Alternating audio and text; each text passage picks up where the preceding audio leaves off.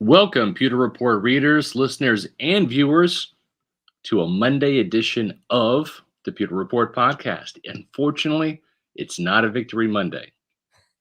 The Bucs didn't play yesterday, and that stinks because the playoff run was fun. The Super Bowl run last year was even more fun. But we're going to have some fun today on the show as J.C. Allen from Pewter Report joins me, Scott Reynolds, your host today. And we're going to be breaking down our first Pewter Report Bucs 7-round mock draft. JC, how you doing?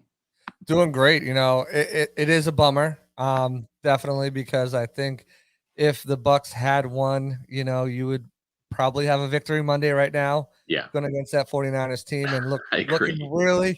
looking in a really good position to go up against the Bengals. I think they would have been able to slow down a little bit. But we're moving on. It's the off season now, and it's one of our favorite times of the year over here at Pewter Report. Last year was spoiled with the Super Bowl, but now it's time to dive in. We've got half the crew over there at the Senior Bowl, but now it's time to dive into the draft and obviously free agency. But I think free agency is a little bit on pause until we know what a certain person's doing with their career. But never too early to start jumping into the draft. And here we are with our first mock draft to break down, and I really like some of these picks up here. Well, and I'll tell you what, that certain somebody is Tom Brady, right? The Bucs are waiting to figure out, is Tom Brady going to retire or not? We did a show Saturday night, an emergency podcast when news broke. Perhaps erroneously, perhaps just a little premature. We'll see. But the news came out Saturday that Tom Brady was going to retire. Jeff Darlington and Adam Schefter from ESPN reported that. At the same time, there were some denials. Tom Brady Sr., who's Brady's dad, came out and said that he is not going to retire, at least not yet. And Don Yee, the agent for Brady, came out with a message for the NFL community saying, I understand the advanced speculation about Tom's future without getting into the accuracy or inaccuracy of what's being reported. Tom will be the only person to express his plans with complete accuracy. He knows the realities of the football business and planning calendar as well as anybody, so that should be soon. So, JC, having said that, we're left to kind of put free agency on pause because that will, I think, determine whether this franchise reloads for another run at the Super Bowl, or maybe if they do some more prudent things, like pay the piper with some of this dead salary cap money that would come with Brady, with his cap numbers accelerating into the 2022 season, which is right now. And I think probably Rob Gronkowski does not come back unless Tom Brady is here in Tampa. So there's some roster issues and some dead cap money there as well. So we're going to have to put the free agency on pause, kind of skip ahead to the draft and looking at the roster right now and understanding that with these mock drafts, it's so hard to figure out which positions of need the Buccaneers are going to target and address because they have not hit free agency yet. We don't know if Carlton Davis is going to come back on the franchise tag or if he's going to come back at all. We don't know if Chris Godwin's going to come back for another year on the franchise tag or get extended, or if he's going to go somewhere else. I don't think that's the case, and both those guys come back. But a lot of other guys down the line whose futures are not known right now, JC. Yeah, and, we do know one thing about this draft class that we can absolutely say, if Tom Brady doesn't return with a certainty, is that it's not going to be a luxury class. That's for sure. Last year was considered a luxury class. You take your quarterback, you take your guy that pass rusher you don't need. But this, I think they're going to need to get some impact players out of this draft class, and they're going to have to come within the first couple of rounds because as looking at it now, of course, without free agency, without knowing Tom's future, there's some holes that they're going to have to fill because it's not just Tom and Gronk's future. Right. It's guys like Steve McClendon who played a big role, big McClendon, and it's Ndamukong Suh. What does he do? Does he continue? Does maybe, I haven't heard anything, and I'm just putting it out there, but does Levante, after his injury-plagued season, does he decide, you know what, if this isn't going this way, maybe he hangs it up. So I haven't, again, there's no news saying that. I'm just throwing it out there. Yeah, I think Levante comes back. I think he just loves the game of football, loves being a What is Buccaneer. Tom? Well, yeah, but the difference is Tom's been playing for 22 years, right? And he's accomplished a hell of a lot more than Levante David and most NFL players have. So we'll have to wait and see about free agency. But the one thing that we're not going to wait and see on is let's see which flavor Celsius am I going to have tomorrow, because I had the orange today and I might have a grape tomorrow. What do you rock in there, JC? What Got the flavor is that? jackfruit. You got the jackfruit heat. I love Yeah, I it. got the heat. The heat's great. You need that extra boost. It's got that extra 100 milligrams of caffeine that really gets you going. Yeah. And I've also got a tropical vibe, which I might partake in tomorrow as well. So as you can see, there are plenty of flavors to choose from. And that's the cool thing about Celsius is they taste great. These are great tasting energy drinks. And what makes them so great is they give you the energy, but without the sugar and without the preservatives. And what that means is real simple.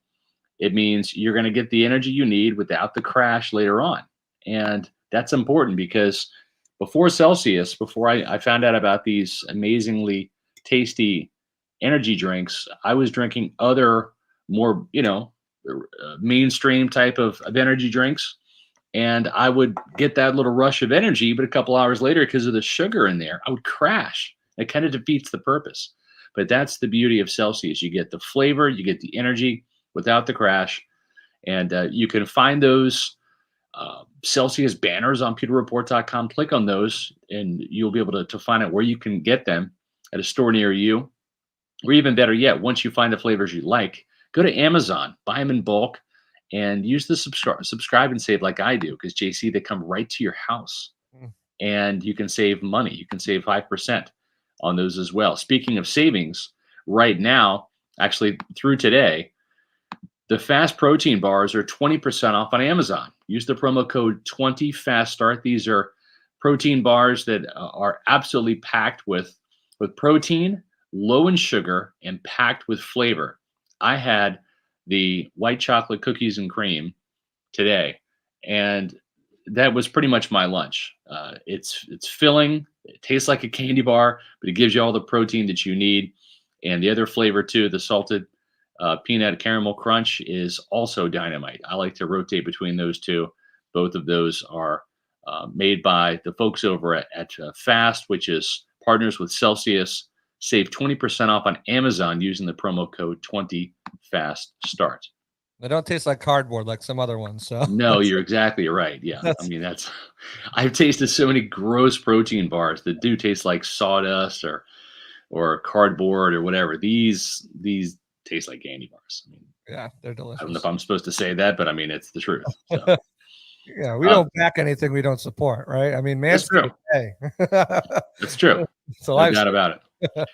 Speaking of truth, Michael Hall says, SR, I don't know why, but this Brady to San Francisco thing has gotten some steam today. Even Bill Simmons has been calling for it. Can you comment about how silly this is?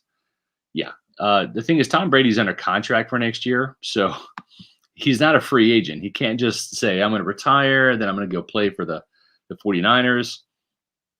That's not how this works. And I don't think that I think Brady's going to play for the Buccaneers, or he's going to retire. It's one or the other. I don't know what his level of interest would be in going to a 49ers team that really has passed on him twice, JC. I mean, this was a guy that grew up idolizing Joe Montana, being a 49ers fan as a California kid. He goes out there and, does a workout for the 49ers before the draft, and they're not interested.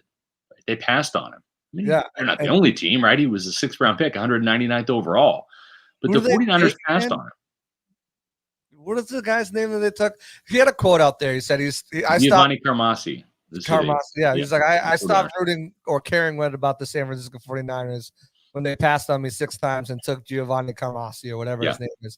He's got that was his childhood team. He's got no allegiance. There's plenty of players in the league who had childhood teams who once you go in the league is, they're just teams now, there's that whole fandom and allure is gone. Maybe afterwards, but for the most part, especially if you're a player who's, had tenured time with one franchise and success with one franchise, that becomes your new team. You know, you're an alumni there. It's like going to college. You're an alumni there. You're a special player to that history, and plus, I mean, Tom's not going to just make a switch to San Francisco just to go there. You got to think about the logistics of that. Right. Part of those reasons were being close proximity to his son in New York and etc. and Brazil and family, and he's not going to uproot his he's already done it once in 2 years. He's not going to uproot his family to California. So well, and I think the other thing too is there was some talk that he wanted to play for the 49ers after playing with the Patriots, and quite frankly, the 49ers turned him down. They were going to stick with Jimmy Garoppolo. And is he the MFer? What's that? Is he that MFer? Well, it's a situation where I think the 49ers have kind of turned their back on Brady a couple of times. And I don't think that there's any allure to playing for the 49ers. It's Bucs or bust. And listen, if I'm being honest, and I think Kyle Shanahan probably wins more games and maybe even wins yesterday with a Tom Brady or a better quarterback than Jimmy Garoppolo. But at some point in time, I mean, I get Shanahan gets all the praise for being an offensive-minded guru, but boy, this is now the third big-time lead he has blown. He blew a 10-point lead to the Rams in the fourth quarter, just like he blew a 10-point lead to the Chiefs in the fourth quarter in the Super Bowl a couple years ago. And let's not forget, he was the offensive coordinator in Atlanta when the Falcons were up 28-3 over Tom Brady and the New England Patriots. Yeah. And he decided to stop running the ball and start throwing the ball. And that allowed the clock to work in the Patriots' favor. Matt Ryan got sacked, fumbled. If the Falcons come out and run the ball and chew the clock and milk that 28-3 lead, Tom Brady has one less Super Bowl ring, and the Atlanta Falcons have a Super Bowl ring. It's that simple. But Kyle Shanahan did not. So I don't get the allure with Shanahan and his he's a good play caller. I'll give him that. But when it comes to clock management as a head coach, game management, this guy's got 3 big strikes in 3 big games. 1 as an offensive coordinator, and 2 as a head coach in blowing a 10-point lead in the Super Bowl against Kansas City, and then the 10-point lead in the fourth quarter against the Rams. The NFC Championship. Yeah. 3 championship games. Yep. No doubt about it. Okay, so having said that, let's finish out before we get to our mock draft with a little bit of Bucs news today. We did have some good news on the Bucs front. The Buccaneers had another player go to the Pro Bowl. And no, Tom Brady's not going to play. Neither is Tristan Wirfs. But Vita Vea. Pro Bowls. Well, what's that? Still counted as Pro Bowlers, though, even though they right. had to pull out. So they're still got that's why Correct. This number hasn't decreased by any, because those are still guys who get the recognition. That's right. Vita Vea is your latest Buccaneer Pro Bowler. So now the Buccaneers have 9 official Pro Bowlers. They had 5 Pro Bowlers that earned it right off the bat as that original selection. We'll call them the original selection guys. Tom Brady, Tristan Wirfs, Ali Marpet, Ryan Jensen, and Shaq Barrett. Those were the 5 original guys that made the squad. And now you've got Vita Vea, you've got Mike Evans, you've got Antoine Winfield, and our favorite. And Devin White. So those are the 4 injury replacement guys that will go into the game. It's not really an injury replacement for Vita Vea because he is replacing Aaron Donald. Aaron Donald's going to be busy trying to work on the game plan to get to Joey B and the Bengals in the Super Bowl. So he's going to be a little busy playing in the Super Bowl. That's why he won't necessarily be at the Pro Bowl in Las Vegas. But Vita Vea will be there in Aaron Donald's place. Over under 47 snaps for Vita Vea in the Pro Bowl. 47% over under. He's got to play some more snaps next year for making all that money. That's for sure. But a couple of it'll be his first Pro Bowl. It'll be the first time for the Pro Bowl for Antoine Winfield and also for Devin White. For Mike Evans, it'll be Pro Bowl number 4 for him, which certainly helps his cause for the Hall of Fame. Brady not playing in the Pro Bowl. He's got a shoulder injury. It's called vacation. That's what it's called. He's going to be on vacation, contemplating his future. And Tristan Wirfs is also not going to be in the Pro Bowl for obvious reasons. He's resting that ankle injury and contemplating whether he'll need surgery or not. If he has surgery, he'll be out for the OTAs. Probably come back for training camp, but if that's something we'll have to get some clarification on from Bruce Arians if he's going to go that route. Now, so, I always wondered this, and maybe you can shed some light. And Patrick brings up a good point here that Vita might not play because of his injury. Because he's a replacement, does he have to play in the game to get the nod, or does he, if he steps out, does it automatically go to the next guy, but he's still considered a Pro Bowler? You have to play, right? No, he's still considered a Pro Bowler. If you're named to the Pro Bowl, you're officially a Pro Bowler. So he's an alternate. So they can go like through 5 layers of alternates, and all those 4 guys that have them, they're all Pro Bowlers? Yes. Okay. Yeah, I've always wondered that. So thanks for clearing that up. And for any fans who wondered it too, I asked a question for you. Yeah, exactly. So having said that, mock draft season has officially started. We came out with ours today. So here's the thing: we were going to come out with ours last week. We were kind of waiting to see if Byron Leftwich got the head coaching job with the Jacksonville Jaguars, and the reason we did that is because if Leftwich ends up leaving and getting a head coaching job, and let's say it's in Jacksonville or maybe even New Orleans, although supposedly the Saints asked permission to interview Leftwich, yet he's not on the 3 interviews that they have lined up this week, according to Pro Football Talk. So interesting to see if Leftwich actually gets an interview in New Orleans, or if he's maybe the one. Or turned it down. Guys. Well, I don't know why he would turn it down necessarily. Maybe because they don't have a quarterback, right? I mean, Jameis Winston's a free agent. I don't know if he wants to get on that road again.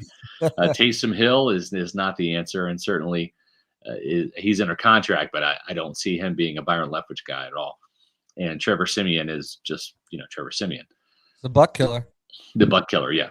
So having said that, if Leftwich does leave, and we kind of thought that was the case last week when there were some local reports out of Jacksonville that he was the Jacksonville Jaguars guy. And I think that he is and maybe was the guy. The problem is he doesn't want to work with Trent Baalke, the general manager, and wanted to bring in his own guy, Adrian Wilson, the vice president of pro personnel from the Arizona Cardinals. Those two met and worked together out in Arizona in 2017 and 2018. The problem is Shad Khan, who is the Jaguars owner, apparently does not want to get rid of Baalke. So I think that means that Byron Leftwich is not going to Jacksonville unless there is a reversal of fortune. And they just, I guess, are interviewing Rich Bisaccia today, and we'll see if they're going in a different direction there. But JC, if Byron Leftwich did leave, the Bucs would have gotten a 3rd round compensatory draft pick this year and next year because of a new NFL policy that rewards teams for developing minority coaches as well as minority executives. So if you have a minority from your organization that leaves, an executive to go become a general manager for another team, or an assistant or a coordinator that leaves to go become a head coach, you're going to get a 3rd round pick in this year's draft as well as next year's. So that could have been the case for Byron Leftwich. We actually had an extra 3rd round pick in our mock draft, and we're waiting to see if we should keep that in there or not. So that's why the mock draft came out this morning as opposed to last week. Yeah, it's a new initiative that the NFL rolled out. I'm not a huge fan of it, but it would have been helpful for the Bucs. I don't think you need to incentivize good coaches for getting hired, but it is what it is. But yeah, the whole Trent Baalke thing is really kind of messing with a lot of quality coaches, because you've seen of their 3 big names they're linked to, 2 of them have already gone, and with Eberflus to the Bears and Hackett to the Jaguars. Now they're bringing in interim special teams coaches for interviews, and it seems like they're really willing to lose head coaches to keep this GM for some whatever reason they have. But Jaguars are going to Jaguar, man. yeah, I mean, it's good news because the Bucs get to keep their offensive coordinator and some consistency on that team, because it doesn't look like Todd Bowles is going anywhere either. But if they were both by chance to get hired, that would give the Bucs 2 third-round picks this year and 2 third-round picks next year. Actually, that's not the case. Oh, really? If you have 2 minority coordinators that end up becoming head coaches, you get the third-round pick in that year's draft and then next year's. And then if you have another minority coordinator who becomes a head coach, or let's say it's an executive, right, who becomes a general manager. In other words, you have multiple guys that fit that criteria and leave, then you get one more third round pick the year after. So it would be 2002 draft for Leftwich, 2003 draft for Leftwich, and then let's say if it were to be Bowles, if Bowles were to leave, then it would be the 2004 draft. The Bucs would get a third round pick. So you get 2 for the first one. You only get 1 third rounder for the next one, and you don't get multiple in any year. It's just 2022, 23, and 24. So when it comes down to it. So yep. So having said that, let's dive into our mock draft, shall we? We kind of give away the number 1 guy right there, Arnold Ebiketie, the outside linebacker for Penn State, and he played defensive end at Penn State. The Bucs play a 3-4 scheme, so he would be an outside linebacker here in Tampa. And the thing about Ebiketie, and it's always tough putting the first mock draft together because it's just so early. We try to do this before the Senior Bowl, and then we do another one after the Senior Bowl. The thing with Ebiketie that I like is the Bucs want speed at the outside linebacker position. And but I guess before we start talking about Ebiketie, let's get into kind of some rationale about why they would take another edge rusher. I'm of the opinion, and you might agree with me, JC, I don't think Jason Pierre-Paul comes back. And if he does, it's not till probably the summer, right? Because they got to see if that shoulder is going to be repaired. How much are you going to afford to pay this guy? He's now had a neck injury, a knee injury, and a shoulder injury, all of which have needed surgery in back-to-back years. Now he's 33 years old, coming off an absolutely terrible year in terms of production. I know that shoulder hampered him, but I mean, just the production was awful this year. Sometimes the Bucs were playing with 10 players out there when Jason Pierre-Paul was on the field because he was so limited. So having said that, you've got him that's not coming back, at least in my mind. You've got Joe Tryon-Shoyinka, who is a very promising young player, but he only had 4 sacks. So should have had more. Should add more, and I think he will. I think he's a player in the rise. I'm not hedging my bets against JTS. I think he's going to be a good player. But Shaq Barrett also is 30 years old this year, and he had a good year, a Pro Bowl year, but there were some games where he literally just disappeared, right? Yeah. Plus he had the knee injury at the end of the season that might have hampered his production. We didn't see him really get to the quarterback in the postseason. He did have an interception against or down the stretch. But I just, with Anthony Nelson entering his contract year, you're going to need another pass rusher, and he's got to have speed and juice off the edge. And I like Jermaine Johnson at a Florida State. I think he's maybe even a better prospect. He's going to be at the Senior Bowl in addition to Ebiketie this week. So we'll see if Ebiketie can elevate himself to a late first-round pick, or if he's more of a second-round pick. And the same thing with Jermaine Johnson from Florida State. Those are 2 guys we had in consideration for that pick. And the interesting thing is the Senior Bowl measurements just came out today, and Ebiketie was listed at 6'2", 250, which is a little bit less than his listed weight of 6'3", 256. So about 6 pounds lighter and an inch shorter. That kind of puts him on par with Shaq Barrett, which is not ideal. You want a bigger outside linebacker, a bigger guy. And I think that Jermaine Johnson now, it's a legit 6'4" and about 260 pounds might have been the way to go. And we'll see. We'll do another mock draft here after the Senior Bowl, and we'll kind of let the dust settle. But right now, the thing with Ebiketie is is he brings a lot to the table in terms of just his ability to cross the face of the tackles, to really not just bend the arc up the field with this pass rush, but also finish. He's a violent finisher. He reminds me a lot of Shaq Barrett the way he plays. He's not afraid to stick his nose in against the run. He's very tough in run support, very physical player. And I think that that if he's there and has a good week at the Senior Bowl and he ends up testing well, he could be in consideration for the Buccaneers with the 27th overall pick. Yeah, I think you make some really good points. And, going back to your initial point about, Jason Pierre-Paul probably leaving, and, you look at the stable, it's Shaq, it's JTS, and it's Anthony Nelson and Cam Gill. And, Yeah. You can put Elijah Ponder on there if you want to as well, who signed a futures contract, former defensive tackle turned OLB. But, pass rushing is such an important aspect of the NFL game.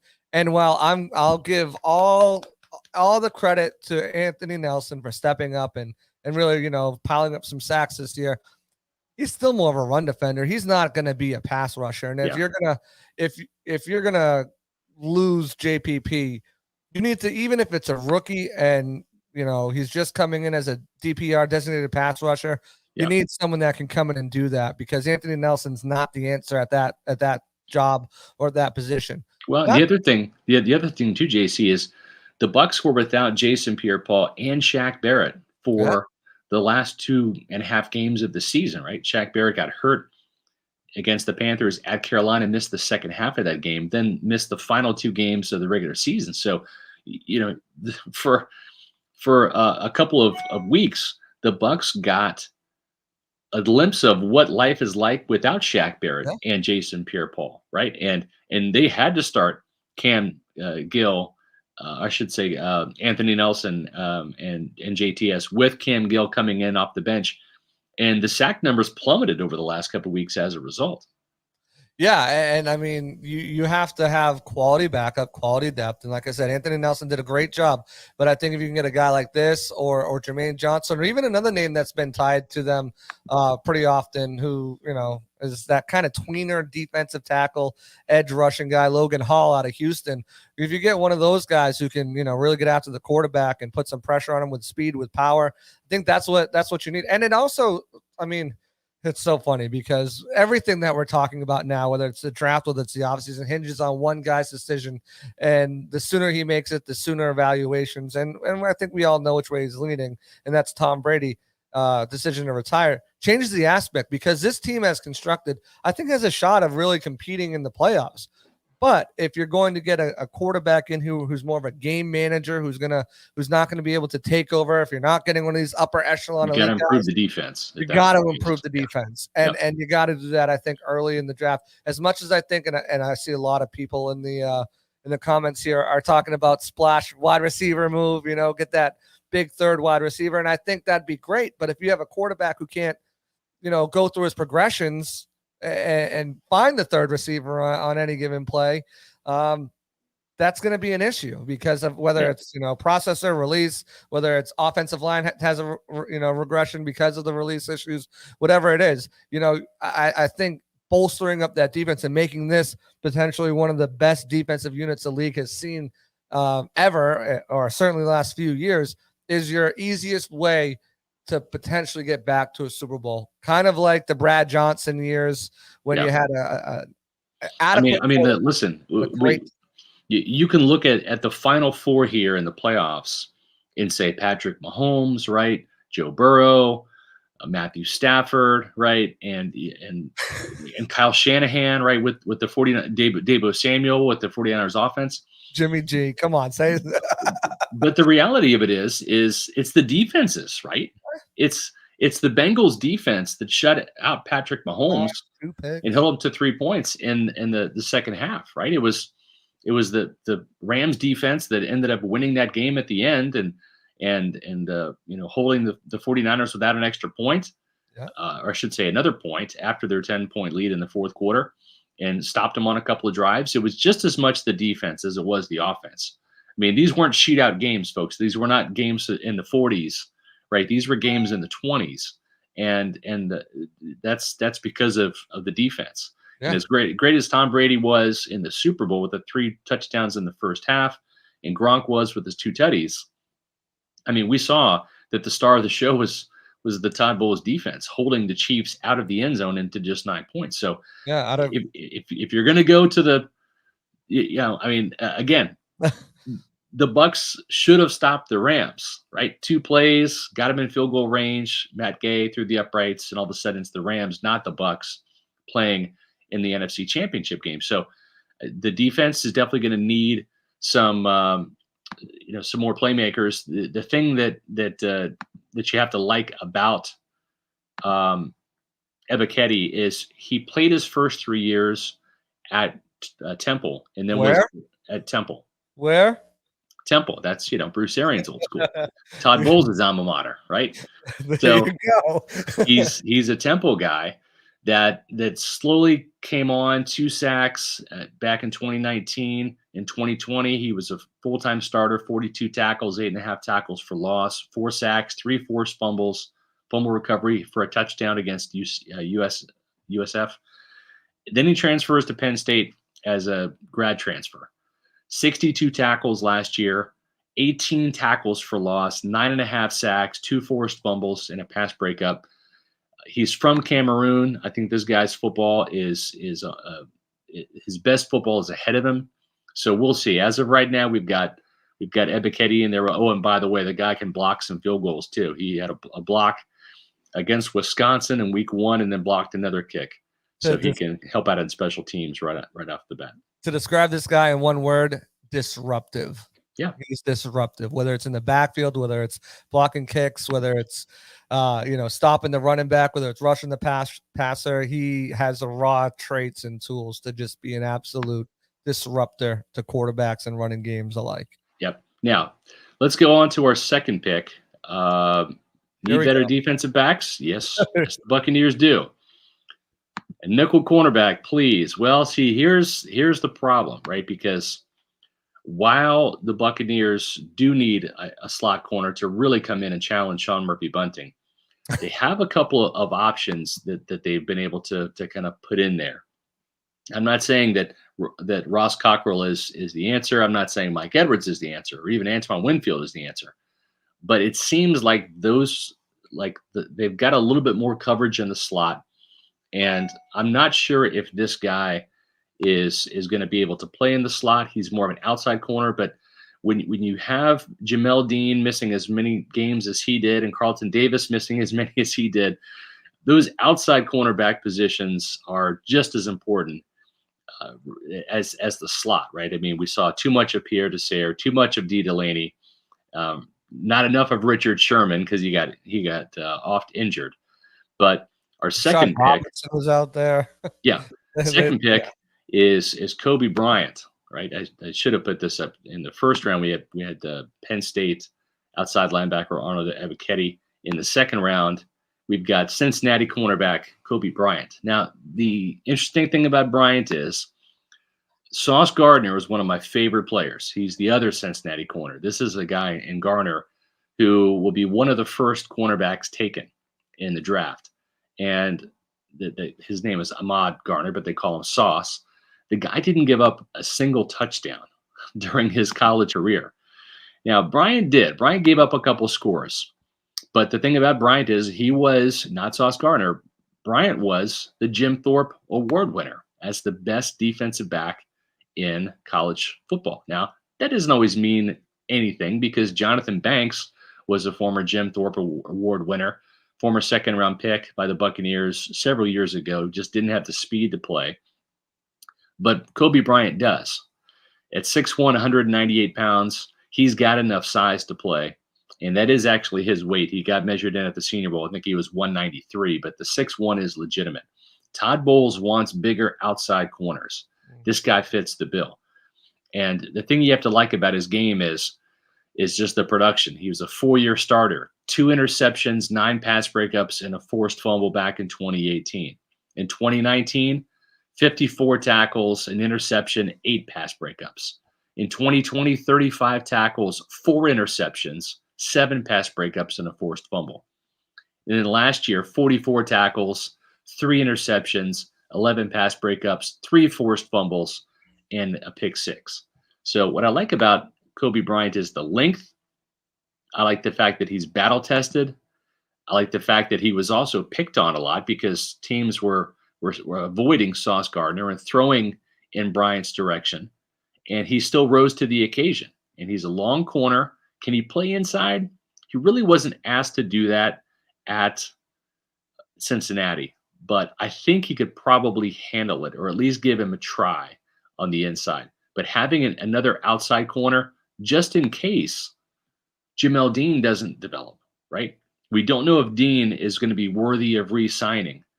He had some injury issues. He looked really good at times. Doesn't make enough plays on the ball. And with Carlton Davis, he is going to stick around. But the thing is with Davis is if he gets banged up, if he misses some time like he did with the quad injury, you got to have more corners. And so you can't just have a guy that can only play the slot. You have to have a guy that can also play outside. And I think Kobe Bryant would be a hell of a choice if he's there in the second round for Tampa Bay. Yeah, definitely. I mean, you want that position flexibility to an extent, but at the same time, you need the depth. And while Jamel Dean looked good and finished as a top 10 corner in coverage per PFF, he still has some growing pains to go through. And obviously, you know, the best way to be on the team is to be healthy. And that was one of his problems this season was being healthy. So yeah. you can't rely on guys like Pierre Desir and D. Delaney. And if you can get some outside help, that's what you need to do. You also need to get some inside help. I wouldn't be surprised if they took 2 cornerbacks or if they maybe looked at, more packages with, Mike Edwards and Antoine Winfield down there as well, especially if they do target a safety in the draft. But I think corner is definitely a position that the Bucs will draft in. We saw, from someone in the put the graphic of how many years in a row they took a cornerback. They took multiple second-round cornerbacks, and they've taken if Jason Light's going to draft a cornerback, it's going to be in the second round, right? Because, I mean, you go back to Carlton Davis and MJ Stewart. You go and look at Sean Murphy-Bunting in the second round. There's just been so many cornerbacks taken in the second and third round. Jamel Dean was a third-round pick. That's what they do in day 2 is they draft defensive backs. Now, I was just going to say, I think if one guy, the one guy that they might consider in the first round, if they are going to take one, maybe Roger McCreary, but I really doubt from Auburn he's going to be able to be there. He looks like a stud. Yeah, the only problem is he checked in undersized in Mobile today. And what I mean by undersized is he's just over 5'10". So I think he's just about 5'11". The Buccaneers like bigger corners, especially outside. So the days of them drafting corners that are not at least 6 feet tall or over, Vernon Hargraves put an end to that. So yeah. Well, then they could look for his running mate in the third round potentially, Nehemiah Pritchett, if he's still there from Auburn. 6'1". He's another guy who's an outside guy, but fits in any system. Played nickel star a little bit as well, and I think he's another guy they could look at too. But I really like the pick with Kobe Bryant that we went with here because I think for all the reasons you said, the size, the speed, the ability to be physical, he just fits what Todd Bowles looks like. Yeah, no doubt about it. Super chat from Alex here. Saw the mock. Are we benching our first 2 picks? Are you saying 0 starters from the draft with 24 undrafted free agents? No, I'm not saying that. This is our first mock draft, and you've got to get some players that can play right away, but also build for the future too. And as we saw, Joe Tryon-Shoyinka, he played multiple games as a starter in place of Jason Pierre-Paul, who was injured, but he also saw the field plenty as an inside nickel rusher as well. So I think that you need to look at the pass rush, and you can't just assume that Joe Tryon-Shoyinka and Shaq Barrett are going to be playing every single snap of every single game. That's just not the way it's going to be. The same thing in the cornerback position. Or the health. I mean, the opposite side of that is, do you want a full year if one of them goes down, or a half a year of Anthony Nelson? Yeah.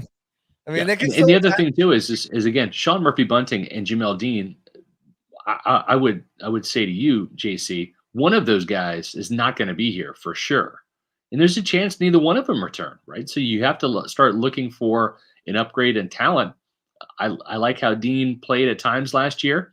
He also missed quite a bit of time due to injury, and I think they're going to sink a lot of money into Carlton Davis. He's a keeper, but there's just a lot of question marks outside of Carlton Davis at the cornerback position.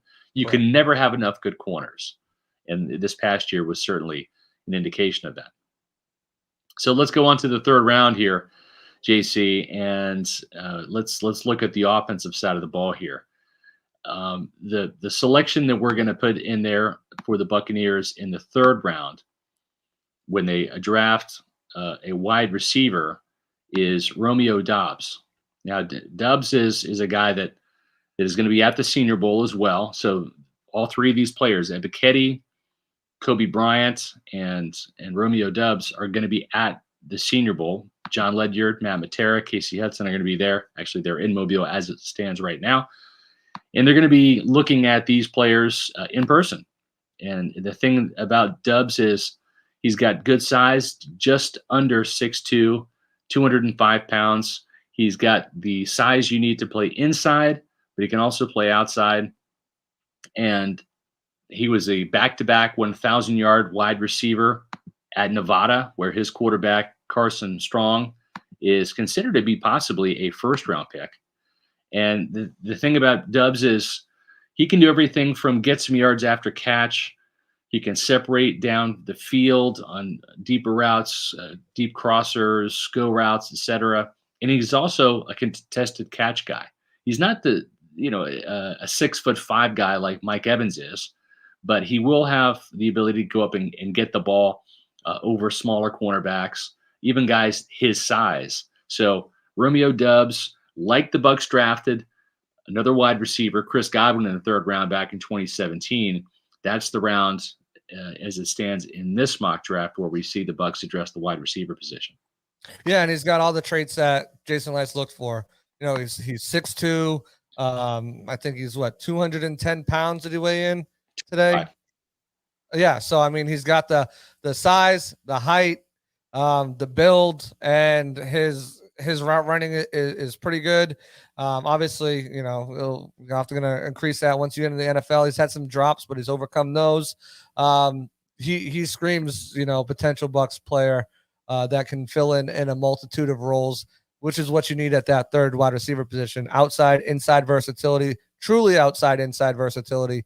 Not something that Tyler Johnson gives you, but that would push Tyler Johnson to the fourth wide receiver, where I think he would do a lot better served in that role, fifth wide receiver. But yeah, I think getting Romeo in here to complement what Evans and Godwin give you, no matter who the quarterback is.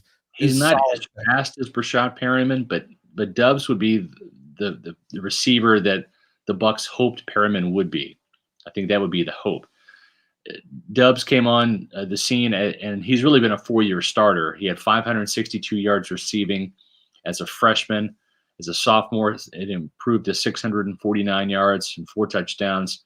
Then he had 1,002 yards while averaging 17.3 yards per catch and 9 touchdowns in 2020. And then last year exploded for 80 catches for 1,109 yards, about 14 yards per catch with 11 touchdowns. So he's been a consistent producer for the Wolfpack, and he can also return punts. He averaged 12.5 yards per punt return, scored a touchdown with the Wolfpack. He doesn't fall down, does he? He does not fall down, and he's bigger than Jalen Darden. So, Nice. will he be there in the third round? I think that's one of the questions I saw. We'll see. Again, it really depends on how he performs at the Senior Bowl this week. This is going to be a big test for him. Jalen Tolbert from Southern Alabama is also another player at the Senior Bowl who is kind of on our radar. John wrote about him over the weekend. Interesting thing about Tolbert, though, is he was listed at 6'3", but he only checked in at 6'1". So he's sometimes those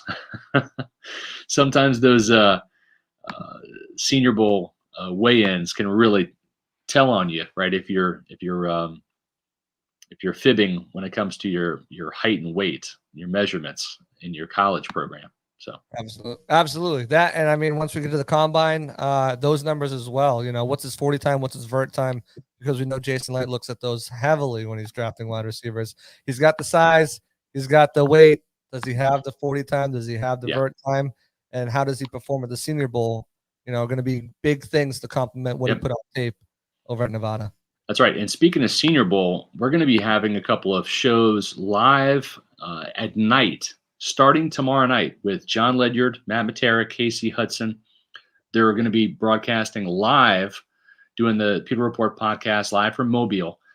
And that's going to be, look for it between 6 and 7 p.m. Eastern time. I talked to John today. The schedule is not exactly set in terms of when player interviews are going to be after practice. So that keep an eye on Twitter as soon as we kind of nail down the time, if it's going to be closer to 6 p.m. or closer to 7 p.m. You can find that on Twitter, but kind of hang around on YouTube, on our YouTube channel. Make sure you're subscribing to that. That's Pewter Report TV on our YouTube channel. But between 6 and 7, that's going to be the start time for tomorrow night's show, as well as Wednesday night's show, live from Mobile. John Ledyard, Matt Matera, Casey Hudson, with all of the Senior Bowl coverage there live from Mobile. So make sure you stay tuned to that. And another thing you should be staying tuned to is MyBookie. All right. If you haven't had the opportunity yet to sign up, it's still not too late, folks. MyBookie goes year round, and not just football, but other sports as well. So your team might have missed the big game this year, but MyBookie's double deposit bonus makes sure that you won't. Sign up at MyBookie now. Use the promo code Pewter to have your first deposit matched instantly, so you can get in all the action on Super Bowl 56. The only way to watch the big game and have it get any better is to get paid to do it, right? To get paid to watch your team win. And MyBookie gives you everything you need to make that happen. With the double your money deposit bonus, you can double your winnings. And the best starting point for the big game is with the Super Bowl prop bets. Whether it's on or off the field, there's no shortage of wagers to choose from for the Super Bowl. So get in on the action. Let the confetti fall and walk away a winner. Don't miss out. Head to MyBookie to double your first deposit up to $1,000 by using promo code Pewter. Place your bets. Get ready for the unmatched excitement of the Super Bowl. Bet anything, anytime, anywhere with MyBookie. All right, JC, we're going to round out our mock draft now. We've gone through picks 1, 2, and 3. If you are just joining us, the first round pick, and you can read about these on pewterreport.com. We have a story up. It's our initial mock draft. We'll have another mock draft in a couple weeks after the Senior Bowl. But Penn State outside linebacker Arnold Ebiketie in the first round. Second round, Cincinnati cornerback Kobe Bryant. Third round pick, Nevada wide receiver Romeo Doubs. And so we're going to go to the fourth round pick now. If there's one school on defense that Jason Light has targeted more recently than any other school, what school would that be, JC? That would be Auburn, the Tigers. That's right. My son Logan's favorite school for some reason. He likes the Auburn Tigers. But the player there is not Roger McCreary. That's a first round cornerback, maybe a second round cornerback, but also might be a little undersized for Tampa Bay. They like bigger defensive backs. Think Carlton Davis 6'1". Think Jamel Dean 6'1". Maybe Smoke Monday 6'3", right? So Auburn defensive back Smoke Monday. That's the kid's name.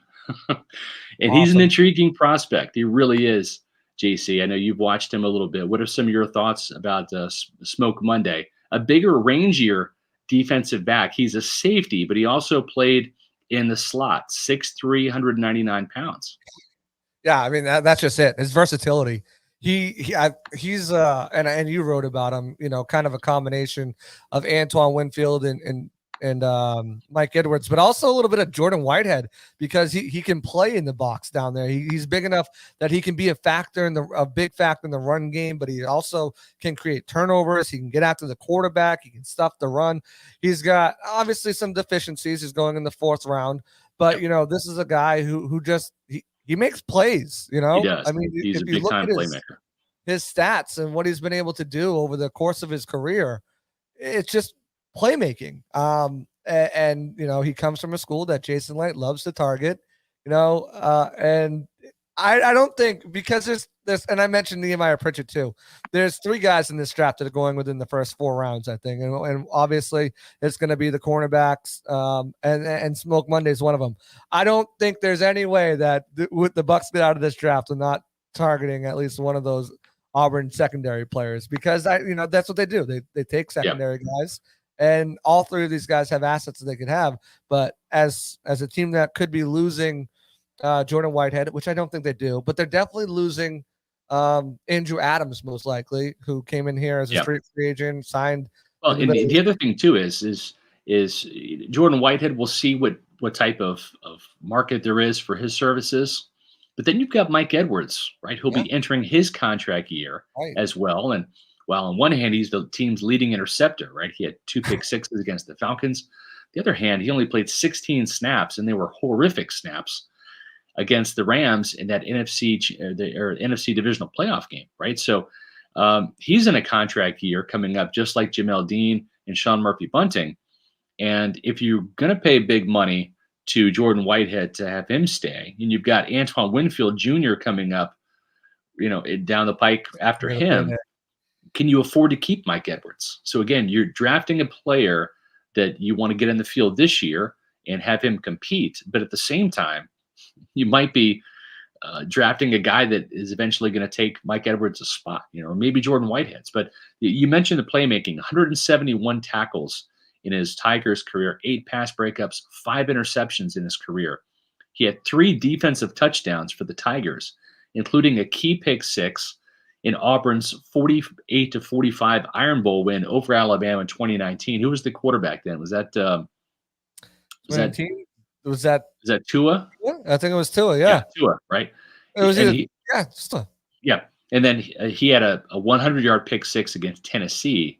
There was also a huge play in a 30-17 win. So this is a player that has really, been a playmaker against the pass. Again, 8 pass breakups, 5 interceptions over his careers. But he is also playing out of the slot. He's got 6 sacks and a forced fumble. Plus, he had 17 tackles for loss. So that's an impressive number for a defensive back. Everywhere. So I like the fact that he really is a versatile player. And when you look at Todd Bowles' defense, how they use those safeties, especially whether it's in the slot playing corner, blitzing them off the edge, playing them deep, that's kind of what you're getting from Smoke Monday. When you look at his breakdowns in 2020, let's go back to 2019.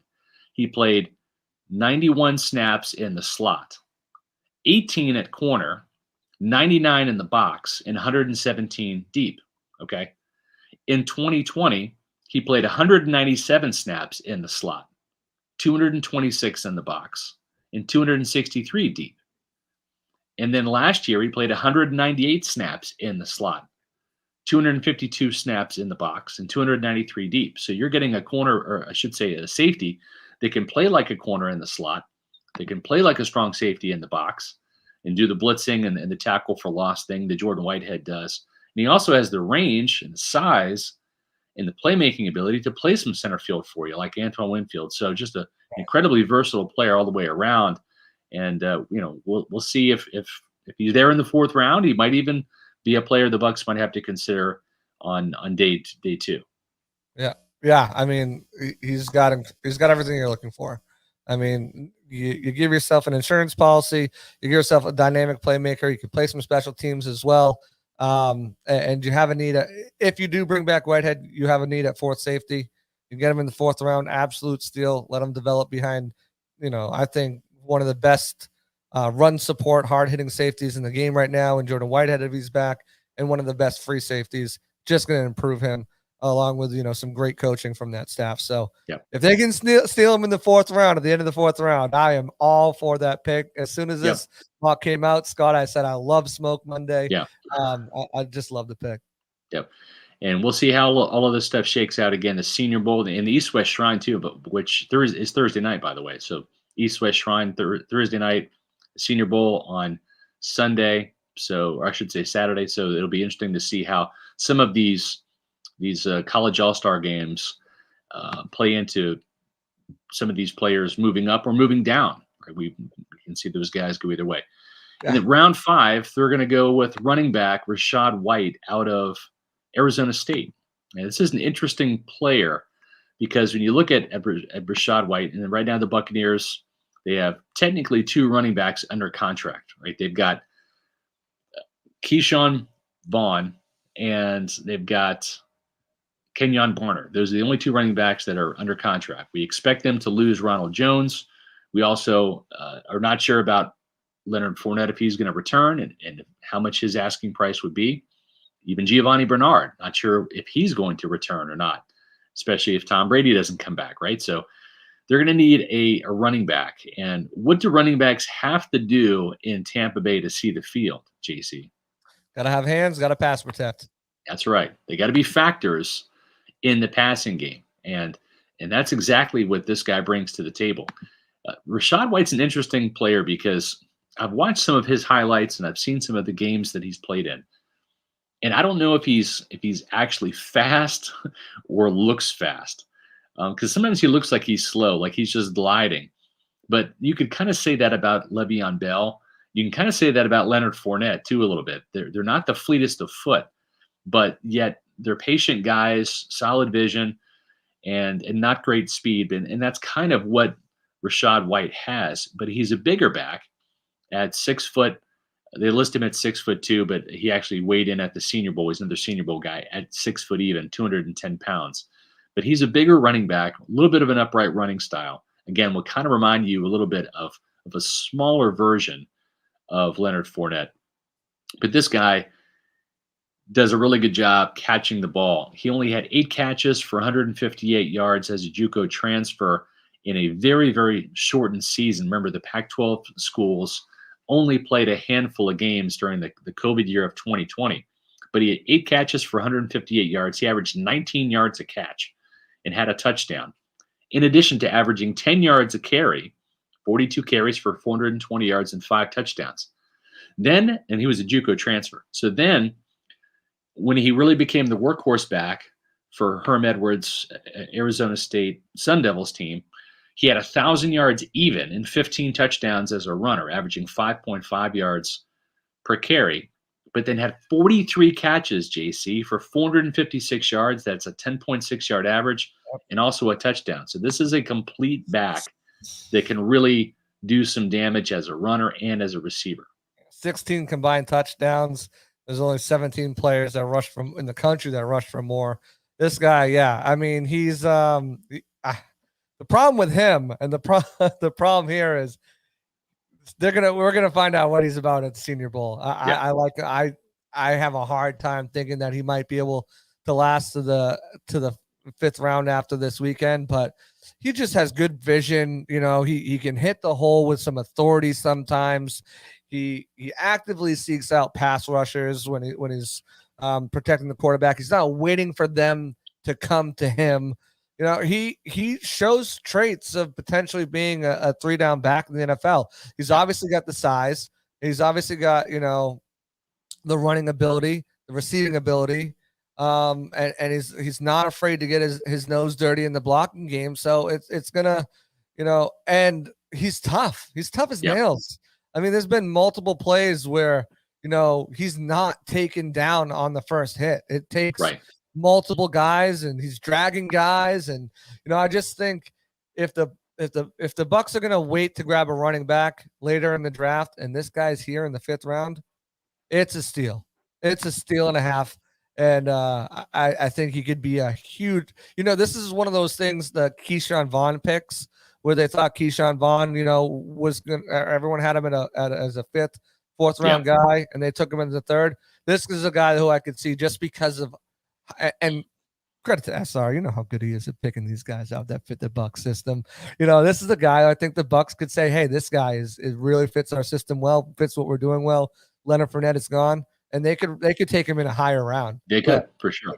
If you can get, it's really going to depend, I think, for how fast he times. I wouldn't be surprised if he's a 4.55 guy, right? I mean, he does not look that fast. Maybe it's sneaky speed, but you don't have to be a burner in the NFL. You just have to be able to slip tackles, break tackles. you don't see the 80-yard touchdown runs, right? You do see that in college, but not at the NFL level. And you need to have some acceleration, but you got to be able to slip tackles, break tackles. This guy can do that and catch the ball at an incredible rate especially as well. especially in this offense too, where it's so pass heavy. If you're chunking off 5.5 yards per carry every time, Yep. they're going to be loving that.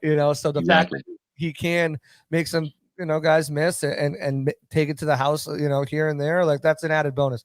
But Yep. that's why you get change of pace backs and get those speedy guys who, if you need a burst, you give it to that guy, you open up a big enough lane, and there Yep. you go. But I think this guy, nail on the head, Scott, with this pick. Loved it.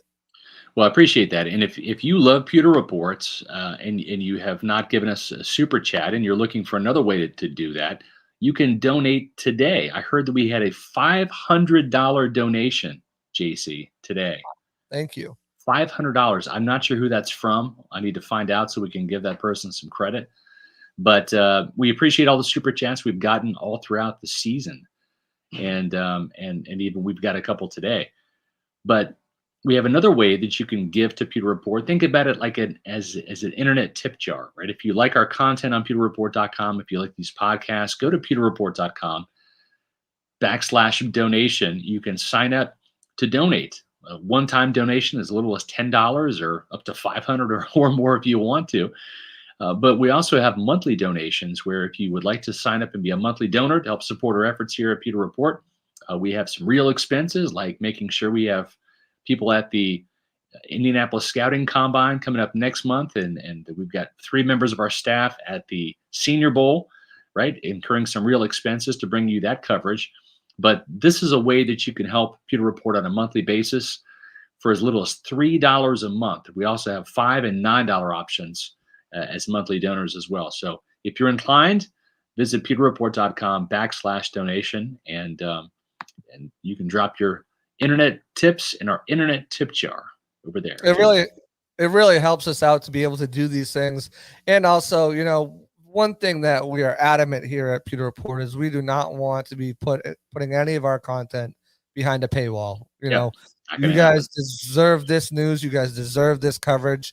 And that's just a way of helping us be able to give you more coverage that you deserve. Anything you see, Absolutely. I mean, it got Paul a brand new mic and headset, to give him better opportunity to do the in-game live stuff and when he comes on here. So anything you guys want to do to help. Oh yeah, it all goes to travel expenses. We put the money right back into equipment for the podcast to make them bigger and better for you guys. So it's really like you're investing in the Pewter Report podcast and you're investing in pewterreport.com, our website, and we greatly appreciate it. Let's round out our final selection here. The Buccaneers do not have a 6th round pick this year.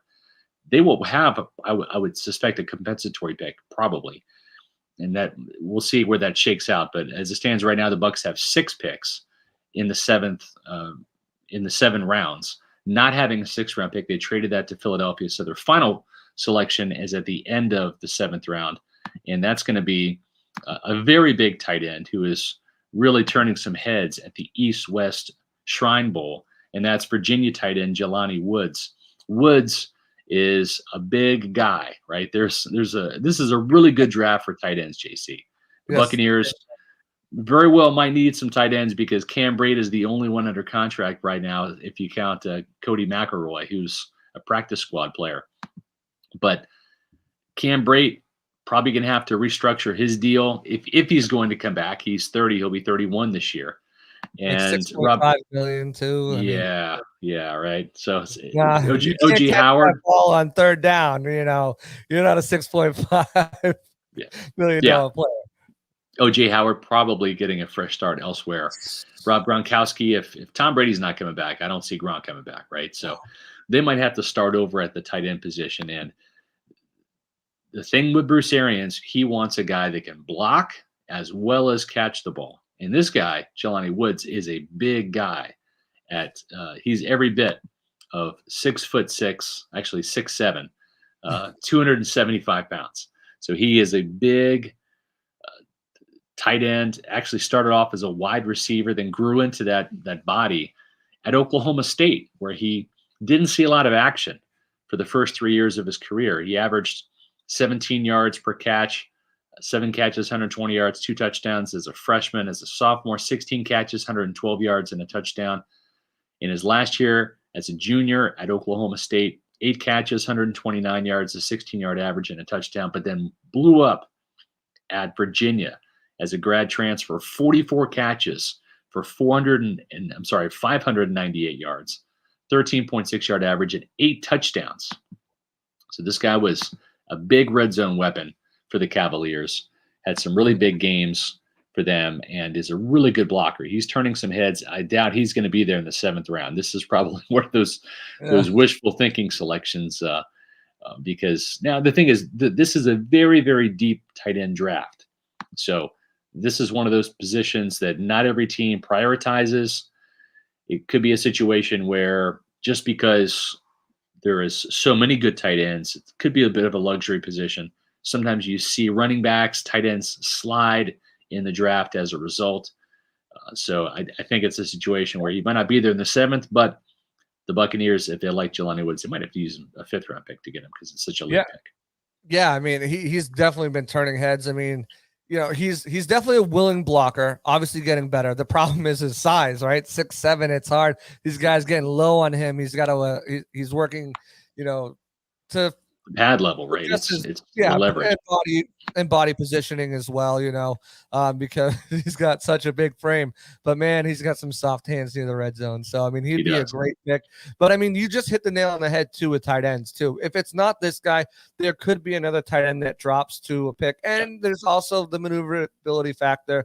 If they do move back and gain more picks, etc., whatever. There might be a guy they could target. I mean, think about last year with guys like Brevin Jordan who fell to the 5th round, and a guy like Ramondre Stevenson and Kenneth Gainwell who running backs who fell. So I mean, there's always that opportunity, which is good for the Bucs. So I mean, if Jelani Woods falls to 7th and Rachaad White falls to the 5th, I mean, depending on what their senior days look like, their combines look like, I mean, they could be 2 steals. And I think those are definitely 2 positions you have to come out of this draft with, not just because you necessarily need them, but also because you need the tenure, the length of contracts on the roster. That's right. You have to have some rookie deals to make the salary cap work. There's no doubt about it. And even if they're just special teams players at first, as they grow into their role, that you need a couple guys who have those 4 years rookie deals going throughout the next couple of years. That's because you can't just keep bringing mercenaries in for 1-year deals. Yep. So you got some Senior Bowl podcasts coming your way tomorrow night, Tuesday night, and Wednesday night. We'll see if we do a show on Thursday. We'll have to just kind of see what everyone's schedule is like, but for sure tomorrow, live from Mobile, Alabama, at the Senior Bowl, probably somewhere start time between 6 and 7 p.m. So make sure you stay tuned to our Twitter. We'll have the official start time for you tomorrow night on there. But John Ledyard, Matt Matera, Casey Hudson will be live from Mobile for a Senior Bowl podcast coming up tomorrow. For J.C. Allen, I am Scott Reynolds. Make sure that you let us know what your thoughts are on our Pewter Report mock draft, our first one. We'll have another one coming out in just a couple weeks after the Senior Bowl. So for J.C., I'm Scott Reynolds. We'll see you next week, as John and the gang will be doing the podcast for the rest of this week. But we'll see you next week on another edition of the Pewter Report podcast.